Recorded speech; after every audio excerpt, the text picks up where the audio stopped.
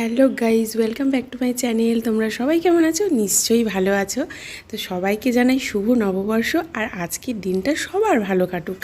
তো আজ কিন্তু শুভ নববর্ষ, তার সাথে আবার অশোক ষষ্ঠী। তো আমাদের বাড়িতে সকাল সকালই রান্না সেরে নিয়েছি আমি।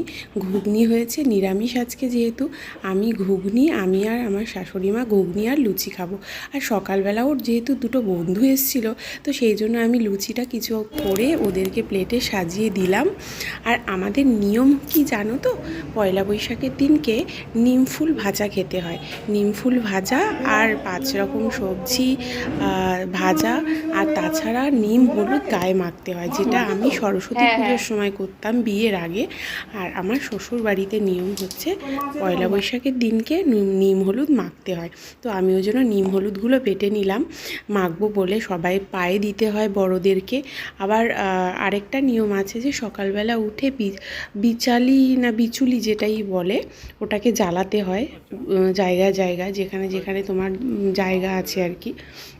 তো আমাদের বাড়িতে এইসব জানা ছিল না আমার, আমি শ্বশুরবাড়ি এসেই জানতে পেরেছি। তো সকাল সকাল আজকে রান্না সেরেছি। আমি আর শাশুড়ি মা তো খাবো না, লুচি আর ঘুগনি খাবো। তো ওদের জন্য তো করতে হবে, বাবা আর দাদা আর আমার বরমশাই তিনজনে তো খাবে। তো তাদের জন্য টক ডাল আম দিয়ে আর বাটা মাছের ঝাল আর পুঁই শাক চচ্চড়ি আর 5 রকমের ভাজা করা হয়েছে। তো আমরা খাবো না বলে কি তারা খাবে না? আর মেয়ে তো খুবই দুষ্টুমি করছে। ওর গায়ে যেহেতু হলুদ দিয়ে দিয়েছে, ওর ঠাকুমাও বিরক্ত হয়ে গেছে, কান্নাকাটি শুরু করে দিয়েছিল। আর আগে আবার পেয়ারা ছিল, পেয়ারার বাটিটা হাত থেকে ফেলে দিয়েছে ছুঁড়ে, যেহেতু ওর গায়ে দেওয়া হয়েছে। তো আমি আজকে যেহেতু উপোস, আমার একদমই ভালো লাগছে না। তো সেই জন্য ওর বরকে বললাম যে তুমি একটু থাকো, আমি স্নান করতে যাব। স্নান করে ঠাকুর পুজো দিয়ে তারপরে অশোক দুধ দিয়ে অশোক ফুল খেতে হয়, খাওয়ার পরে আমি কিছু খেতে পারবো। তো আজকে লুচি আর ওই ঘুগনি খেয়ে থাকবো, মানে ভাত খাবো না আজকের দিনে। আবার কালকে খাবো, যেমন নীলষষ্ঠী করা হয়। নীলষষ্ঠীতে তো অ্যাকচুয়ালি সাবু টাবু খাই, তো অশোক ষষ্ঠীতে লুচি এসব খাওয়া যায়।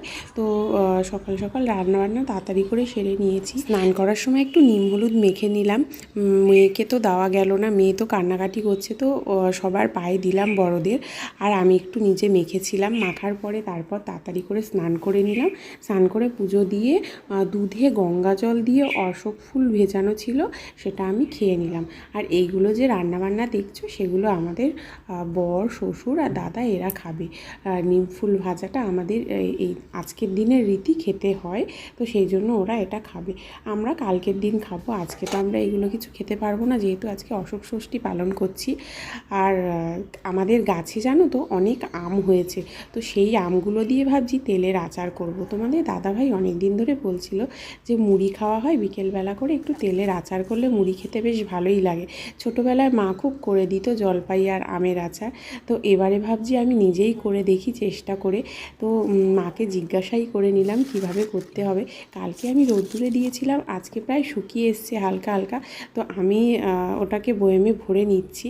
আর আরেকটা জিনিস কি বলো তো, আমি সর্ষের তেলের বদলে সাদা তেলের ড্রাম নিয়ে চলে এসেছি, আর ভুল করে সাদা তেল ঢেলে দিয়েছি। তো তারপরে আমি ওটাকে করে আবার সাদা তেল না বাদ দিয়ে সর্ষের তেল ঢেলে দিলাম। ওটা রোদ্দুরে রাখতে হবে কয়েকদিন, তারপরে ওর মধ্যে মশলা বেটে আমি দেবো। আমার ভিডিওটা ভালো লাগলে অবশ্যই লাইক কমেন্ট শেয়ার করে দেবে। আবার তোমাদের সাথে দেখা হচ্ছে নেক্সট ভিডিওতে। আজকের মতো টাটা।